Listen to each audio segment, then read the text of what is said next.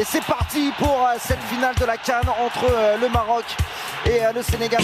El Hadj Malick Diouf pour ce corner rentrant sous les sifflets. C'est parti, deuxième poteau, c'est bien frappé. Oh, le Sénégal pour le Sénégal. Ah non, l'arbitre a sifflé. Il est refusé. Les Sénégalais ils sont fous de rage après cette phase de jeu là. Brahim Diaz il est fou furieux là, il réclame l'avant. Il a été balancé. Ça s'envenime beaucoup. Oui, parce que tout le monde est autour de l'écran maintenant. Autour de l'écran, tout le monde râle. Là, il y a de gros affrontements là derrière le but de Yassine Bounou. Les Sénégalais qui veulent tous rentrer. Ils vont pas la jouer là.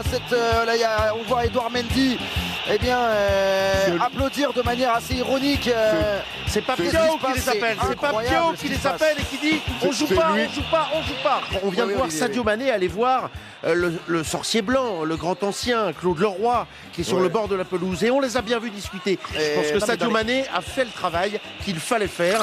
Il va quand même être frappé ce penalty. Brahim Diaz donc face à Edouard Mendy alors que il y a des joueurs sénégalais qui sont prostrés. Oh, il a tenté la panenka. Mais qu'est-ce que c'est? Quel culot stupide. Mais qu'est-ce qu'il a fait? Mais c'est incroyable. Edouard Mendy n'a pas eu besoin de bouger, c'est devenu une passe au gardien.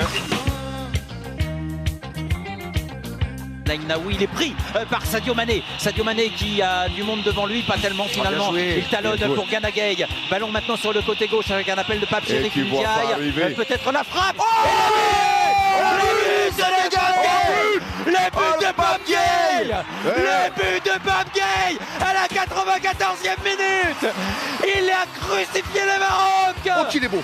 Oh, le quel renversement de situation incroyable. Décidément cette finale est complètement dingue. C'est fini le Sénégal est champion d'Afrique.